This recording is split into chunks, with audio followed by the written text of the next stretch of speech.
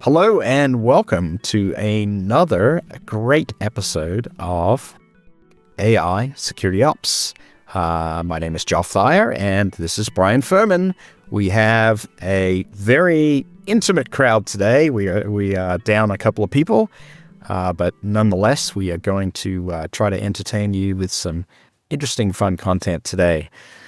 This episode brought to you by Black Hills Information Security. We do AI security focused assessments on your AI deployments or related AI infrastructure scaffolding. So if you are interested in having us look at your AI deployments locally, please do reach out. We'd love to be able to help you. And on that note, today's episode, we are going to speak about kind of the unspeakable. No, not really. We're going to speak about a common problem that exists in the world of AI, large language models, and generative AI technology, and that problem would be what's called hallucination. I'm not sure I really like the term hallucination applied to this, because the concept of hallucination is kind of the result of the way the technology works. The AI LLM is not really hallucinating, right? Yeah. I So, agree. so It kind of yeah, makes it sound like it's like on drugs or something, like it's going on a trip, like it's right. I think it's kind of a weird word for it too. Yeah, so we've got to remind ourselves, and I've done a lot of work on this, so has Brian. I mean, when you look at generative pre-trained transformer-based models, they are essentially creating vectors in N space that indicate associations of words, right? That's their job when they're doing their self-attention mechanism and when they're actually generating text. So hallucination in the generative output really equates to essentially probabilistic accidents.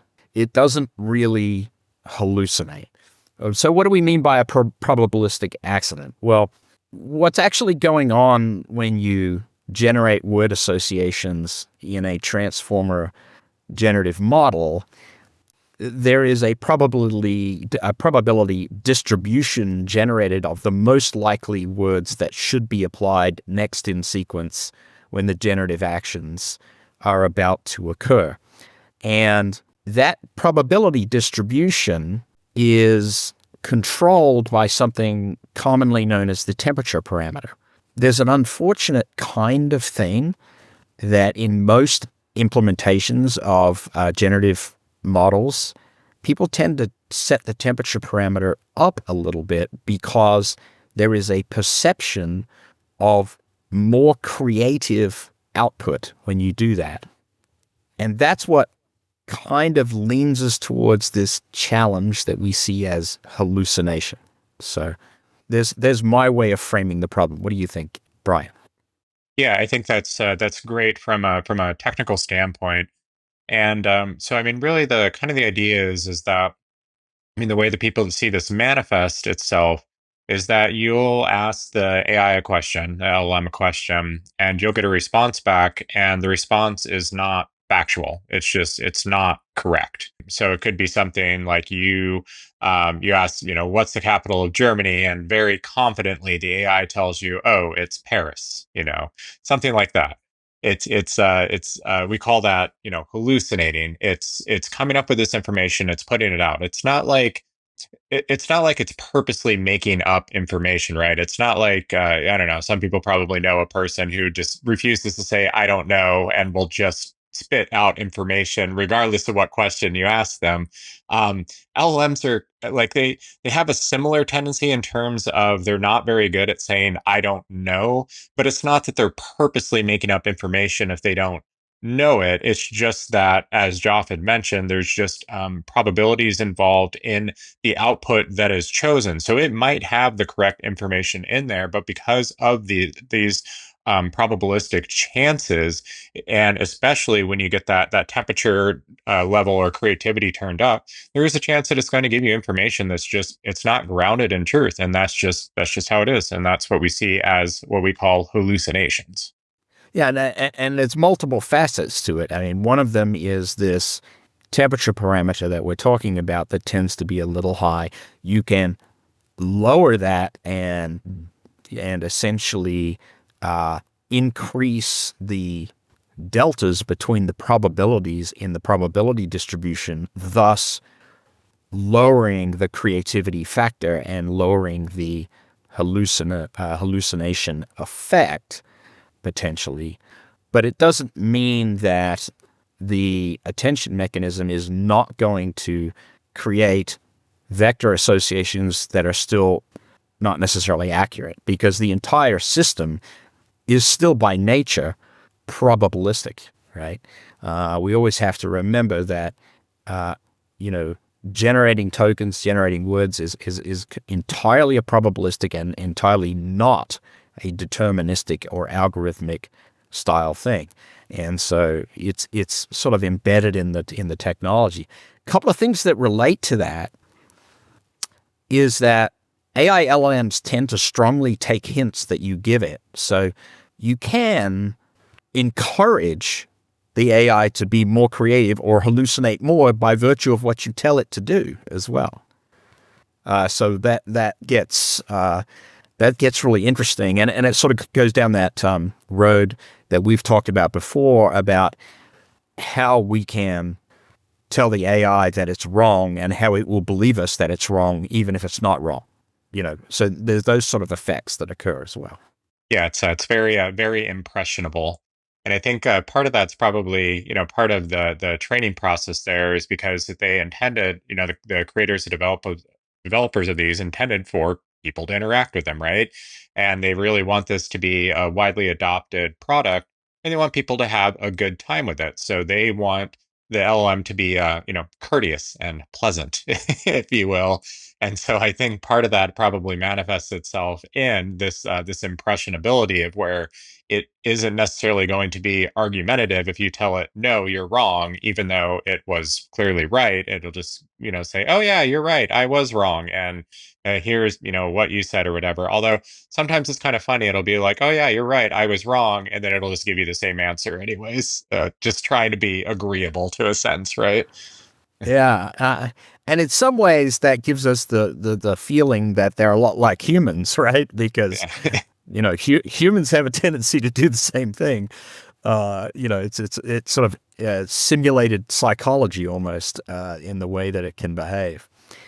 But so why do we care, right? I mean, we're information security folks. We do care about high quality, accurate information in all the things that we do, and we do very carefully consider the output of any generative AI technology because, at least I know in the case of these two gentlemen, we are very well aware of these effects that occur in the technology. I've often said this when it comes to using generative pre-trained transformer technology. It's putting a powerful tool in a very broad spectrum of folks' hands, and some folks have a lot of experience in our industry, and some folks have less experience in our industry. And so the judgment of the human on the quality of the output content is a very important facet here. And I think that's where the risk actually emerges. Thoughts? Yeah, I think that there's certainly a couple aspects of it. I think certainly one of the risks is just people taking it for taking what they give, the LLM gives as absolute truth. So just as a real life example of what something happened recently, I was looking into using AI for code reviewing code bases for vulnerabilities. And the first run that I had on one of them, it spit out these findings, and I mean they looked pretty bad. It was like, oh wow, this is terrible. And then I go to actually find them in the code, and literally they did not exist. Like that, it literally made up that code that it spit out. And you question it. I'm like, hey, this isn't right, and it's like, oh yeah, you're right. I was just making up examples. I'll look at the actual code this time. So you got to be careful about about just accepting the answer from it. Especially if you're using these tools for for task acceleration in the consultant world, you certainly don't want to be just trusting what it says and giving your customer absolute garbage. That's not Yeah. that's not good, right? Right. And my advice to people out there is if you're going to do this, and you're probably likely to do this in something like a code review or some sort of sanity or validation check in the information security work that you're doing, I would not only, lean on your own experience, lean on your peers' experience, but also I would partner the use of any probabilistic technology with a deterministic tool as well. So in the example of doing source code review, there are many good static analysis source code tools that are out there that you can partner in and use with your methodology to sort of give yourself a deterministic idiot check against the probabilistic technology that you're using. And I think it's a good way to get yourself a sense of more comfort or more discomfort, pending whatever you're actually looking at the time. Yeah, So yeah, because I mean that's one of the problems, right? Is the repeatability when it comes to LLMs due to that probabilistic nature, that you could run it against a code base multiple times and get different answers each time, and so you certainly you don't want that to be your only tool, right? Because that's where one of the dangers comes in is that not only does it might make up information that can end up wasting your time, but it could also end up missing things because of basically the exact same reasons. And so having those more well-defined rule-based type tools that are very repeatable, I think that's key in any of this, whether we're talking about code review or we're talking about like SOC type analysis, behavior monitoring with an environment. I think it's very key that if you're going to use LLM, AI implementations within that not be the only thing that you use. yeah, and I would add into that, as you are using LLM technology to do some of your analysis work, be very diligent, careful, and prescriptive about your prompting, because the AI is going to take your lead. I've said this before: treat an LLM like it's a naive child and be very, very prescriptive. Like, tell it exactly what you are looking for, and tell it also what you are not looking for. Because if you don't, it will just make shit up, right? I mean, it just will. It doesn't say no. It loves to just, verbalize on ad hoc. So yeah, the more prescriptive you are, the better you're going to get that result. Now, there is a bit of an art form to this, because if you get over prescriptive, you can limit the utility of the output, right? You can actually over control the situation, and you can have the AI act as a wonderful parrot, but that doesn't really help you, right? So you've got to find that kind of balance point. Yeah, yeah, certainly. Try to give it like a little bit of freedom. And I mean, it's the same thing, right? When you write certain, it's trying to strike that balance. And we see it even when writing, rule-based alerts, detections, whatever you're doing, right? It's great to have things be specific enough that that you make sure that it is doing what you want it to do. But it's also nice to generalize it a little bit to give a little bit of freedom and a little bit broader, net, if you will. So let's throw us both a challenge question now on the humans versus machines topic. The question of, what's one task that you should never trust an AI LLM to do alone in security? One task. Um, so if we're talking about just kind of security in a general sense, I mean, as we've talked about before, certainly anything where the LLM has agency involved in it. So not only is it processing information and generating content output from that, whether that's text, audio, video, whatever, as soon as you allow it to actually take action within an environment, that's concerning. So like I would just off the top of my head a pen test tool that is AI based, where they say that like, hey, just let this thing loose in your environment to go start trying to find security vulnerabilities, throughout, and it can do password spraying and all this other stuff. I'm probably not going to trust an AI to do something like that. I would want to have a hands on role in in that. Oh, 100%. yeah. Related to that, I was doing some work fairly recently in the company, leveraging AIs to generate templates for Nuclei, which is a scanner. And I deliberately, so there's a couple of concepts there that actually I think work very well. One is AI is not controlling nuclei directly in my implementation. And the other concept is I deliberately built into the prompts safeguarding for any of the exploitation aspects of the nuclei templates that it would generate, such that I had words in there to the effect, if this is exploitable, use only non-destructive commands in the exploit sequence. Let's say it was a SQL injection or a command injection or something of that nature. And then I would manually audit the resulting template looking for dangerous things, right? So that's, again, similar thing. I don't give the AI direct agency, but I'm still using the AI to accelerate the task that I'm endeavoring to complete. So it's finding that safe balance point. And I would encourage other people to think in the same way. If you're going to leverage LLM technology, put a safeguard in between the production of the result coming from the AI and the next action that is taken with that result. I think that's the important part here. Yeah, I completely agree.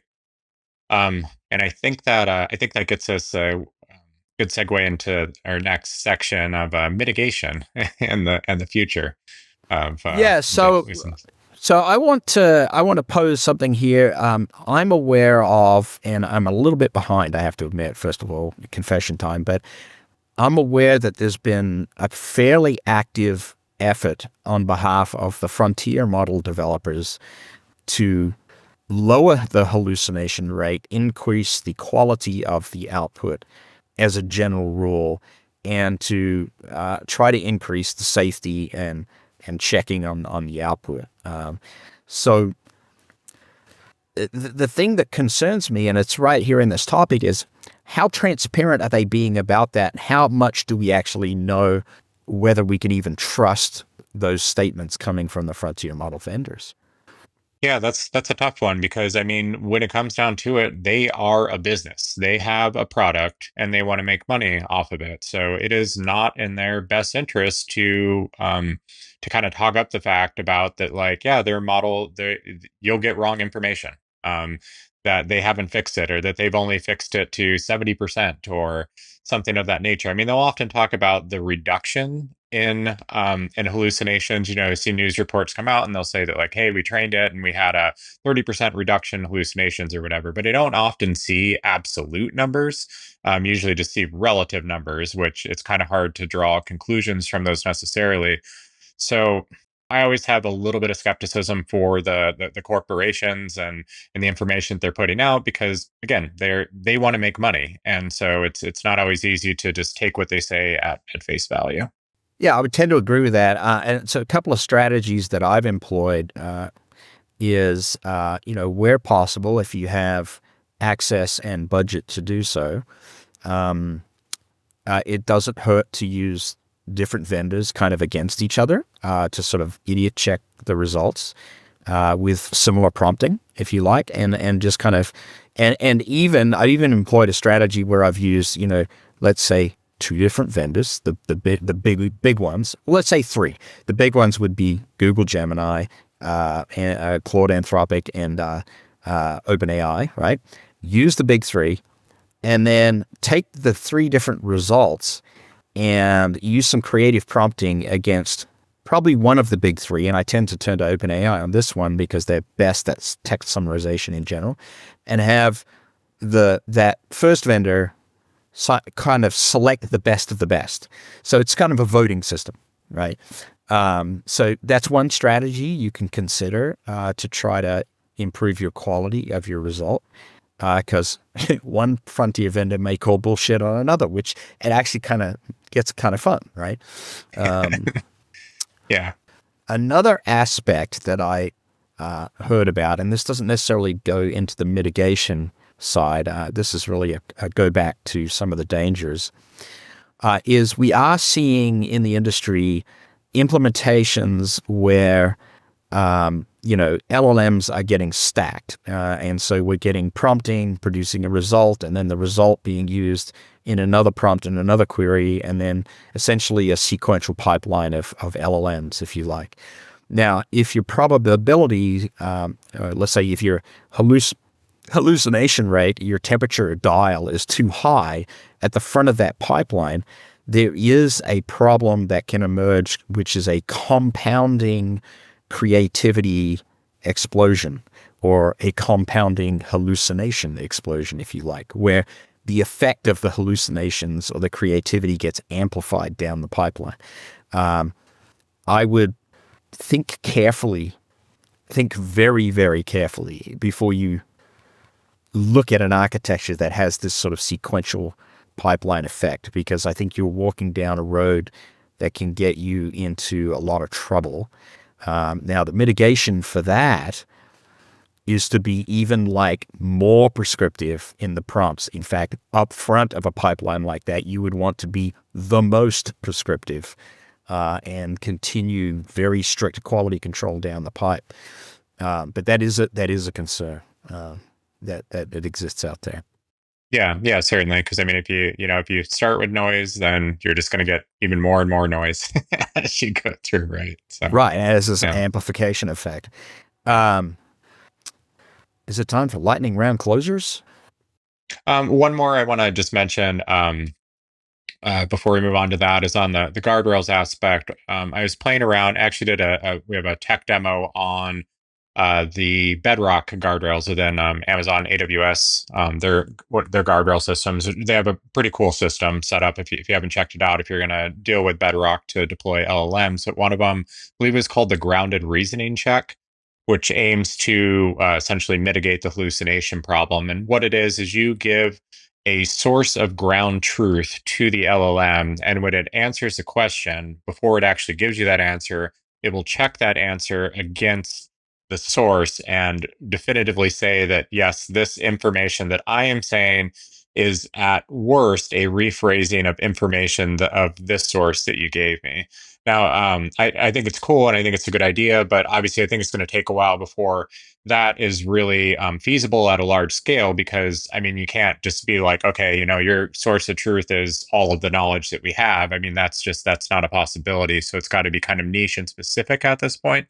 But I do think that's something to watch for on the horizon to see kind of where they go with that reasoning. I mean, obviously there's still kind of limitations to it, but I thought it was kind of a cool feature when I was playing around with it.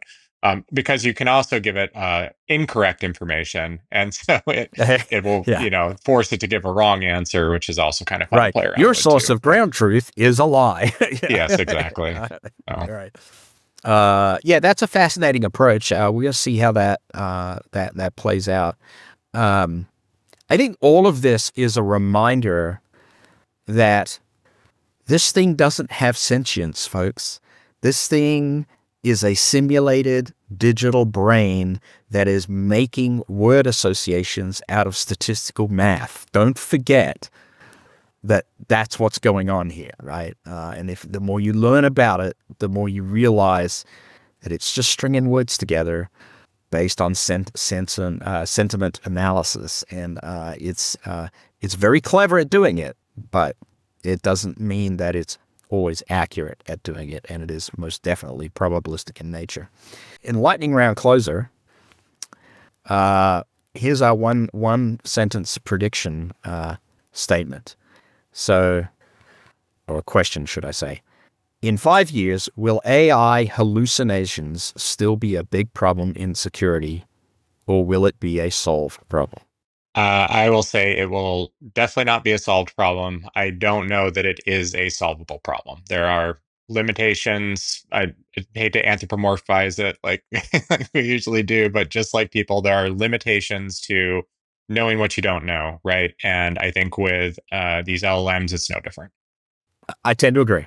I think what we are going to see, unfortunately, is a repeat of some of the prior behavior that we've seen in the information security industry, and that is to slap as many band-aids on there as possible to try and address the problem. And ultimately, just like HTTP1 must die, we will eventually go to the limit of where we cannot slap any more band-aids on it. And so it is a fundamental nature of the technology. I think is what we're saying. It's not really a solvable problem in the way things are configured right now. Yeah, no, not the way they stand with the way it's implemented currently. All right, then. So having said that, thanks for listening today to AI Security Ops. We're glad to have you in this little intimate discussion about hallucinations. I think the take-home points here are, remember, your AI LLM activity will always have creative hallucination effect in it. The quality of that output is dependent on the prescriptive nature and the quality of the input, and also dependent on where you set that temperature dial to impact the probability output word distributions. And as long as you keep that in mind, you are your best friend in terms of helping yourself control the level of those hallucinations. Final thoughts, Brian? All right, I think you nailed it. Just keep in mind that just because the LLM says it doesn't mean that it's true in any sense. So be All diligent. right. Well, thanks, everybody, and keep on prompting, and we'll see you next time.